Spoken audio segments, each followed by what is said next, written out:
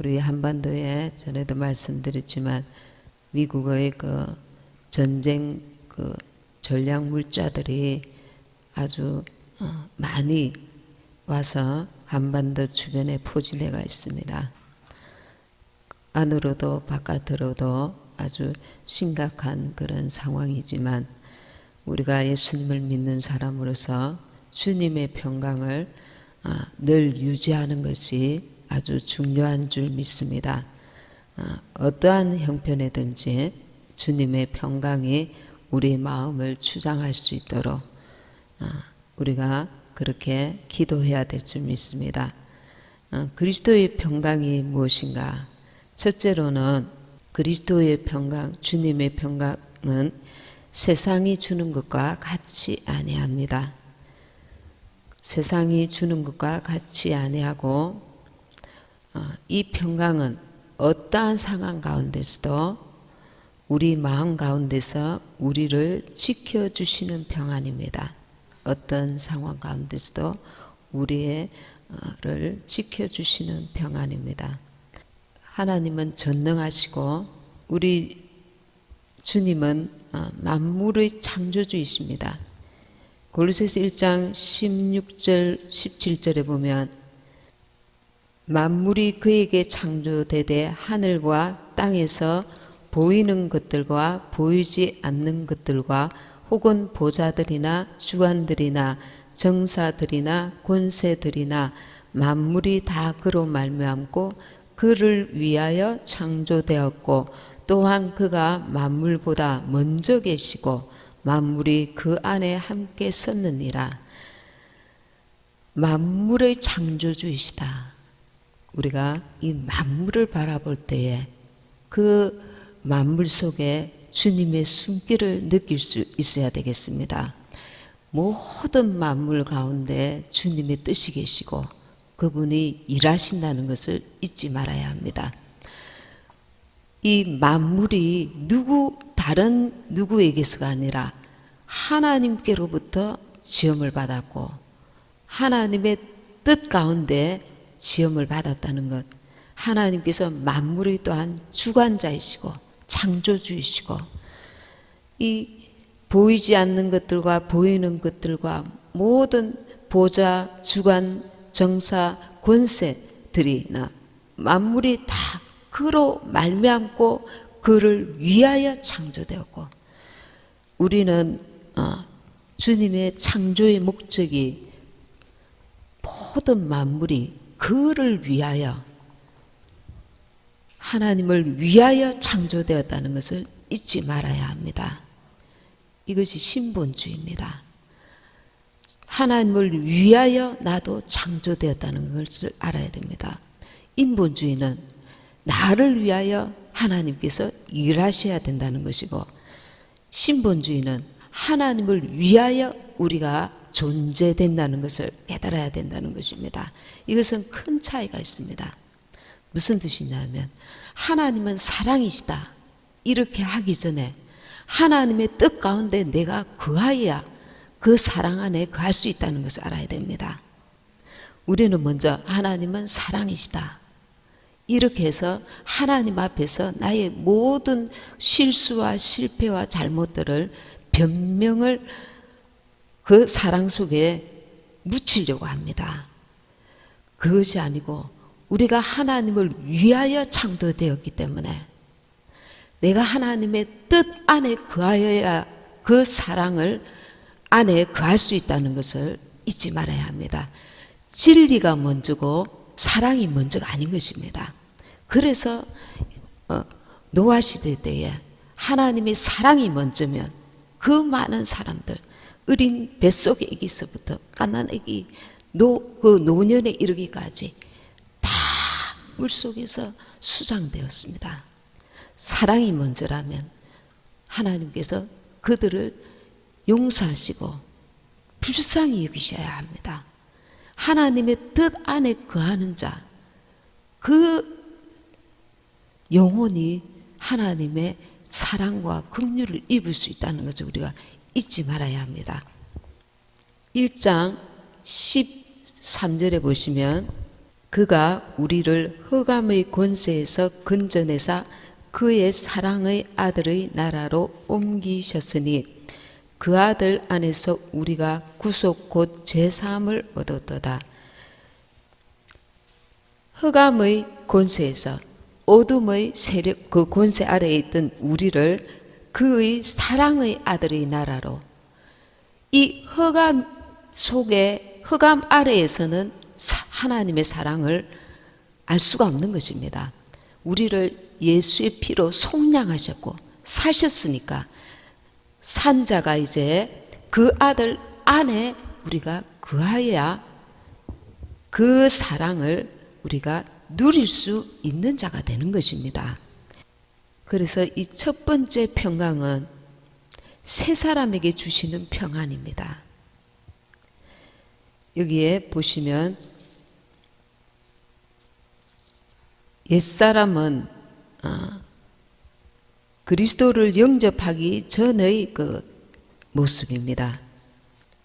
2장 12절에 보면 너희가 침례로 그리스도와 함께 장사한 바 되고 또 죽은 자들 가운데서 그를 일으키신 하나님의 역사를 믿음으로 말미암아 그 안에서 함께 일으키심을 받았느니라. 그게 할례입니다. 구약의 할례는 신약에서 침례, 세례로 바뀌었습니다. 이것은 육적 몸을 벗는 것입니다. 육체의 소욕을 버리는 것입니다. 그래서 침례받은 자는 영으로서 육의 행실을 죽이고 성령의 소욕을 쫓아 살아가야 한다는 것입니다. 이게 신약에 와서 침례인데, 이 침례를 예수와 함께 죽고 예수와 함께 다시 산 자는 이제는 이게 그리스도의 할례라고 했습니다. 11절에 보면 또 그 안에서 너희가 손으로 하지 아니한 할례를 받았으니 곧 육적 몸을 벗는 것이요 그리스도의 할례니라. 그리스도의 할례를 받은 자들인 것입니다. 구약 시대 때는 물리적인 육체의 그 할례를 받았지만 신약에 와서는 이제 우리가 육적 몸을 벗고 예수와 함께 십자가 옛사람을 장사 지내고 이제 새 사람으로 살 때에, 그래서 이것이 그리스도의 할례를 받은 자들인 것입니다. 예수와 함께 죽고 예수와 함께 살아 이제 다시 산 자들인 것입니다. 3장 10절에 보시면, 골로새서 3장 10절에 보시면 새 사람을 입었으니 이는 자기를 창조하신 자의 형상을 쫓아 지식에까지 새롭게 하심을 받는 자니라. 이제 새 사람을 입었으니까 이것은 자기를 창조하신 자의 형상을 쫓아 그리스도의 형상을 쫓는 자로 산다는 것입니다. 이제 새롭게 하심을 받는 자라는 것입니다. 우리가 옛사람과 새사람이 공존할 수가 없습니다. 옛사람을 벗어야 새사람을 입을 수 있는 것입니다. 옛사람과 새사람이 그 한 집에서 같이 공존할 수 없다는 겁니다. 같이 살 수가 없는 것입니다. 옛사람을 벗지 않으면 새사람을 입을 수가 없는 것입니다. 육신의 소욕도 쫓고 영의 소욕도 쫓고, 그러면 본인이 이제는 갈팡질팡하게 되는 것입니다. 영적인 것은 깨달아 아는데 육적 몸, 그 옛사람을 벗지 아니하였기 때문에 거기서 오는 갈등과 소용돌이 속에서 갈팡질팡하게 되는 것입니다. 이것을 완전히 이렇게 벗는 경건의 훈련을, 자기가 말씀 앞에 순종하는 훈련을 해 나갈 때에 그리스도의 평강이 우리를 이제 지배하게 되는 것입니다. 이것은 하늘로부터 오는 평안인 것입니다. 육적 몸을 우리가 이렇게 벗고 새 사람을 입을 때에 그리스도의 평강이 나를 지배하게 되는 것입니다. 이것이 세상이 주는 평강이 아니라 하나님이 주시는 평안인 것입니다. 그 안에 거할 때에 누릴 수 있는 평안, 그리스도 안에서 누릴 수 있는 요동치 않는 평강이 임하게 되는 것입니다.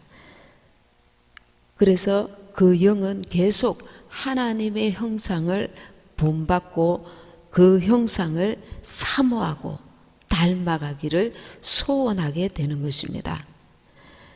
더러운 옷을 벗고 새 옷으로 갈아입듯이 그리스도인들은 이제 옛사람의 그 모습을 버리고 새 사람으로 이제 새 옷을 갈아입고 그리스도의 나라에 합당한 자로 살게 된다는 것입니다.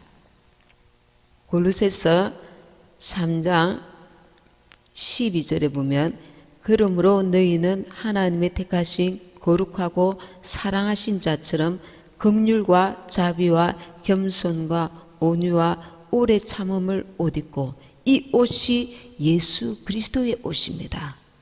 거룩하고 사랑하신 자, 그분이 예수님이십니다. 긍휼과 자비와 겸손과 온유와 오래 참음, 그분이 예수 그리스도이십니다.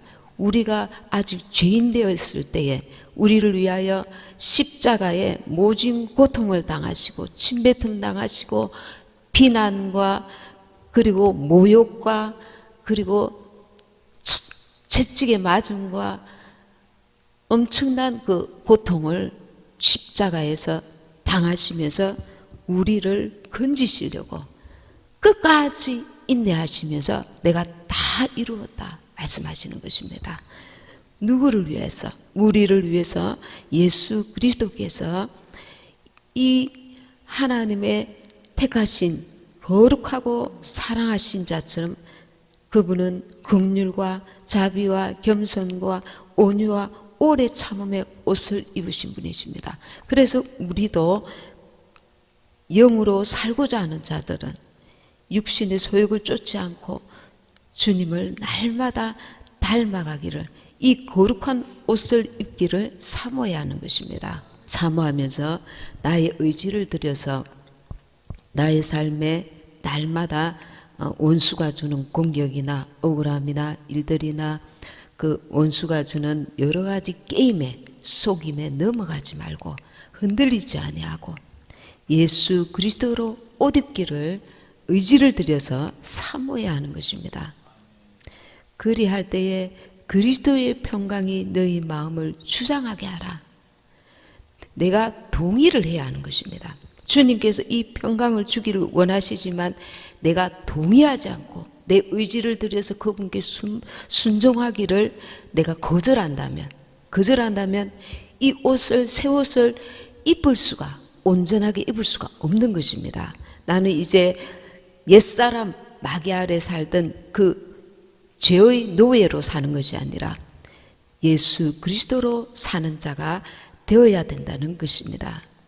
그래서 16절에 그리스도의 말씀이 너희 속에 풍성히 거하여, 말씀을 내가 삶으로 살아갈 때에 그 말씀이 내 안에 거하게 되는 것입니다. 예수가 내 안에 거하게 되는 것입니다. 예수의 그 속성이, 예수의 거룩함이, 예수의 사랑하심이, 예수의 인내하심이, 오래 참으심이, 온유하심이 내 속에 계속 이렇게 증가하는 것입니다. 그리스도가 내 안에 증가하는 것입니다.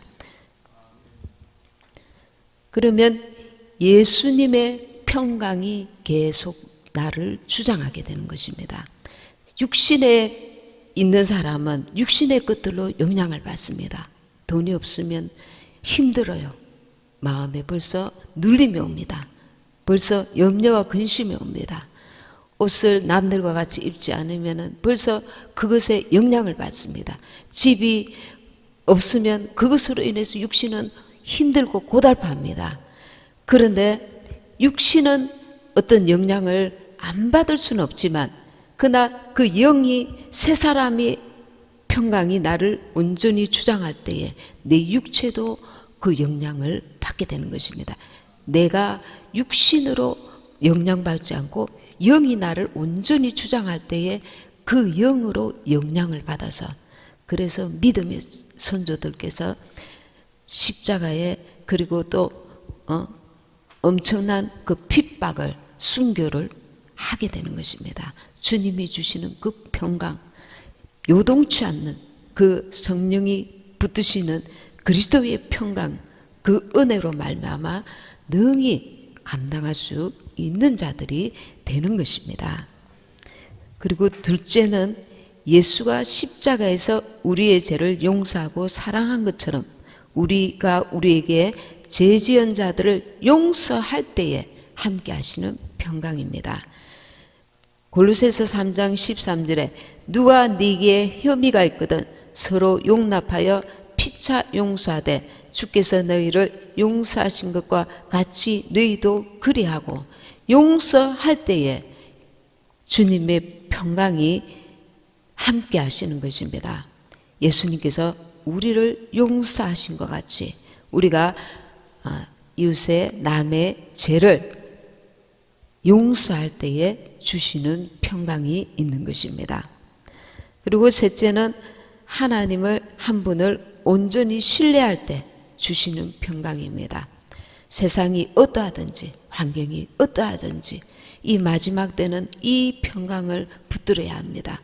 주님을 온전히 신뢰할 때에 가지시는 평강입니다.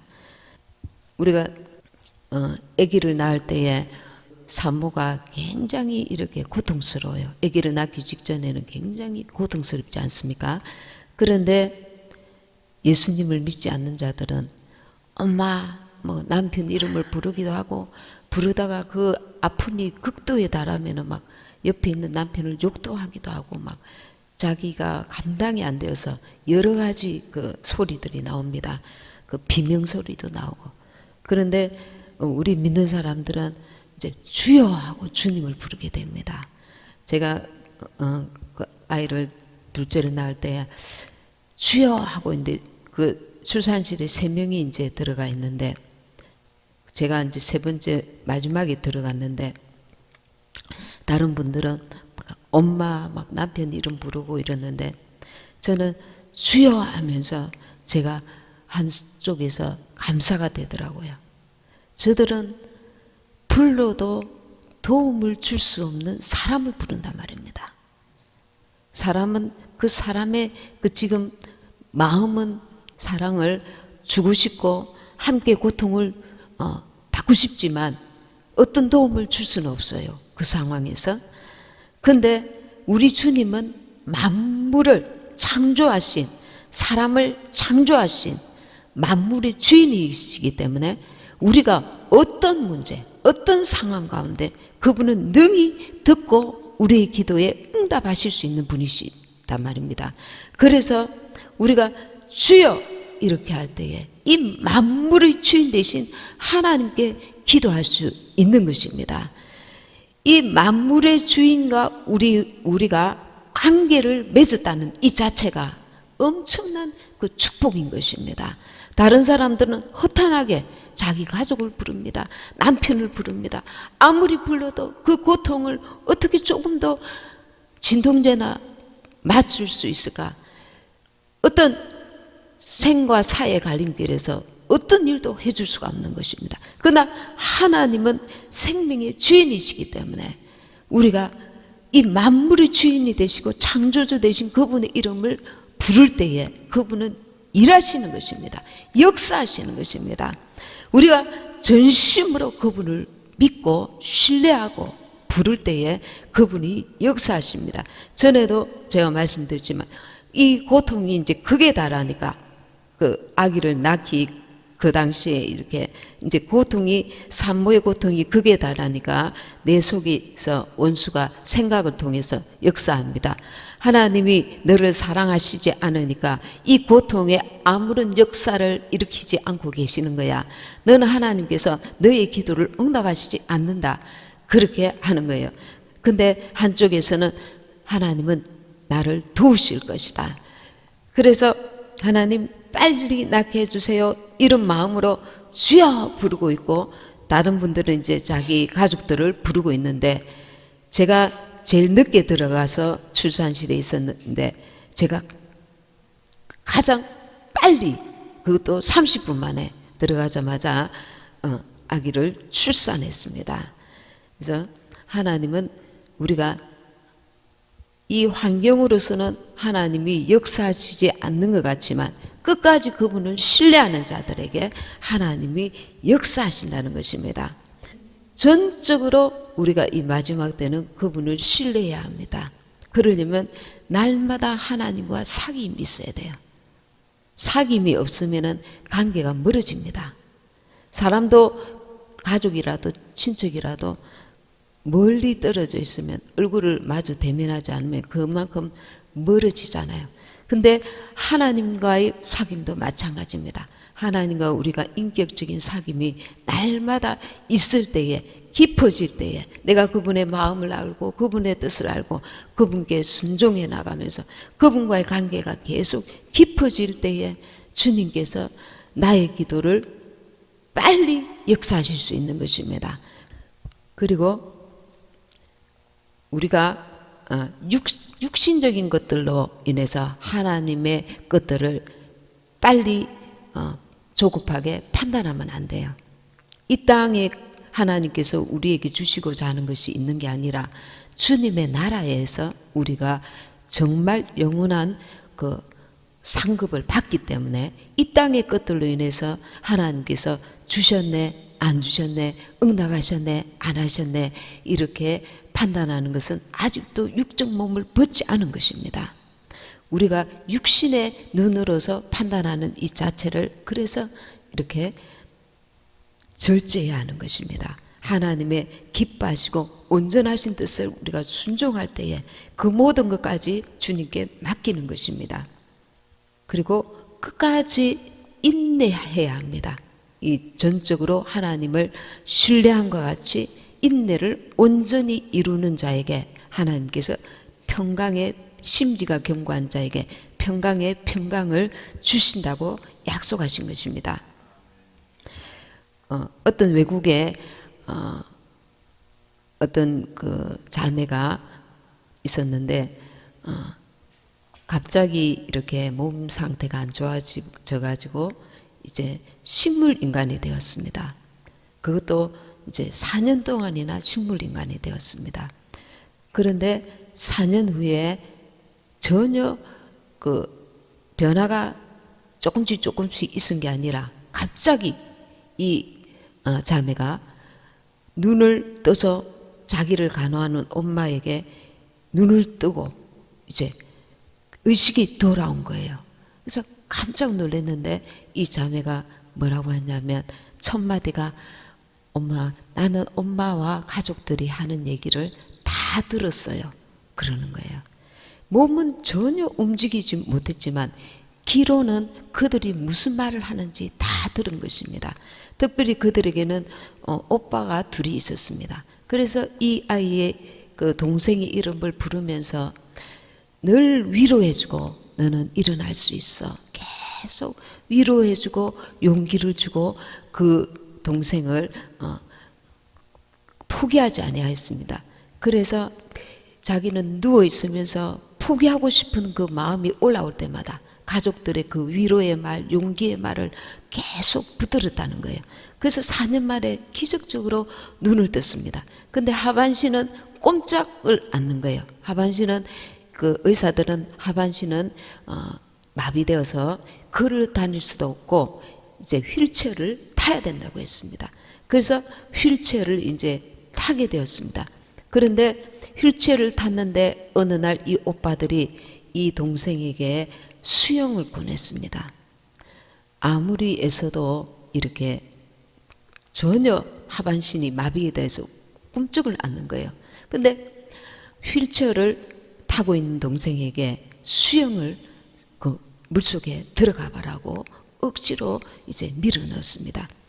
그때 이 동생은 이제 어렸을 때에 자기 기억에 수영을 배웠던 기억이 났습니다. 그래서 그 기억을 더듬어서 물속에 오빠들이 강제적으로 밀어넣었는데 거기서 이 다리를 억지로 움직여 보기 시작했습니다. 그래서 수영이 되는 거예요. 되어서 그때부터 이제 휠체어는 타지만 이 마비된 다리로 수영을 하기 시작합니다. 2년 동안 수영을 계속해서 수영 선수까지 된 거예요. 상도 받은 거예요. 금메달도 받고 은메달도 받고. 그러는데 이 다리는 여전히 휠체어를 타고 다녔습니다. 의사들은 다리는 포기하라고 했습니다. 그러나 이 동생은 포기하지 않았습니다. 오빠들이 그 집 가까운 곳에다가 이 자활 치료할 수 있는 것도 만들어주고 해서 아주 열심히 이제 다리를 움직이기 운동을 하기 시작했습니다. 이 물리치료를 계속 받으면서 운동을 했는데 이 식물인간에서 식물인간 4년과 이 걷게 된 총합해서 10년 만에 전혀 병원에서는 의사들이 불가능하다고 했는데 걷게 되었습니다. 그리고 정말 자기가 원하는 그 수영 선수도 하면서 이 온 세계 사람들에게 실제로 엄청난 귀감이 되었고 특별히 장애인들에게 용기를 주게 되었습니다. 이렇게 하나님을 온전히 신뢰하지 않고 정말 이렇게 가족들의 위로와 격려를 통해서 자기가 의지를 가지고 이렇게 애쓰고 힘쓰고 애쓰는 자도 이렇게 기적이 일어나는데 하나님을 믿는 우리에게 왜 기적이 안 일어나겠습니까? 어떤 상황 가운데 혹은 가족들이 힘들고 어려울지라도 이것은 불가능해. 불가능하다고 믿으면 불가능한 것입니다. 그러나 하나님은 하실 수 있어. 하나님은 하실 수 있어. 38년 된 그 병자가 일어나는, 중풍병자가 일어나는 역사가 일어난 것처럼 우리가 하나님을 신뢰하고 믿는 그 믿음이 하나님의 역사를 일으키는 것입니다. 그래서 특별히 이 마지막 때는 믿지 아니하는 가족들 때문에 너무나 절망하는 분들이 많이 있습니다.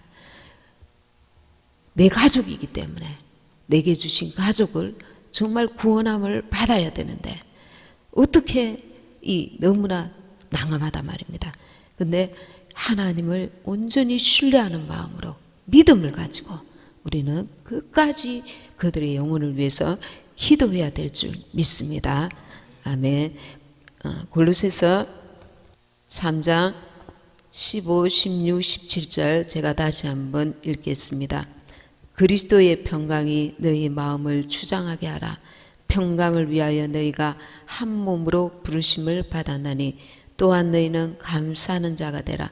그리스도의 말씀이 너희 속에 풍성히 가하여 모든 지혜로 피차 가르치며 권면하고 시와 찬미와 신령한 노래를 부르며 마음에 감사함으로 하나님을 찬양하고 또 무엇을 하든지 말에나 일에나 다 주 예수의 이름으로 하고 그를 힘입어 하나님 아버지께 감사하라. 아멘. 여기 17절에서 또 무엇을 하든지 말에나 일에나 다 주 예수의 이름으로 하고 그를 힘입어 하나님 아버지께 감사하라. 우리가 생각할 때는 감사할 조건이 안 된다는 것입니다. 육신으로 볼 때는. 그러나 무엇을 하든지 말에나 일에나 다 주 예수의 이름으로 하고 예수 그리스도를 힘입어서 주님이 하실 줄을 믿고 내가 원하는 뜻대로 안 되면 그분의 뜻대로 이루실 것을 믿고 힘입어 하나님 아버지께 감사하라. 왜냐하면 모든 것을 합력하여서 하나님은 선을 이루실 것이기 때문입니다. 그래서 우리가 감사함으로 내가 다 책임지는 것이 아니라 아버지께서 원하시는 데에 순종하면서 그분께 우리의 모든 염려와 근심과 모든 일들을 그분께 맡기면서 우리는 그 평강, 그리스도의 평강을 유지하면서 나아가야 될 줄 믿습니다. 그분을 신뢰한 그 신뢰함이 그리스도의 평강으로 이어지는 것입니다. 그분을 신뢰하지 않으면 그리스도의 평강이 나를 주장할 수 없게 되는 것입니다. 그래서 새사람으로 우리가 살면서 그리스도의 평강이 나를 주장할 수 있도록 그분 안에서 그분께 맡기고 그분을 신뢰하며 나아가는 저와 여러분이 되시기 바랍니다. 말씀 생각하시면서 기도하시겠습니다.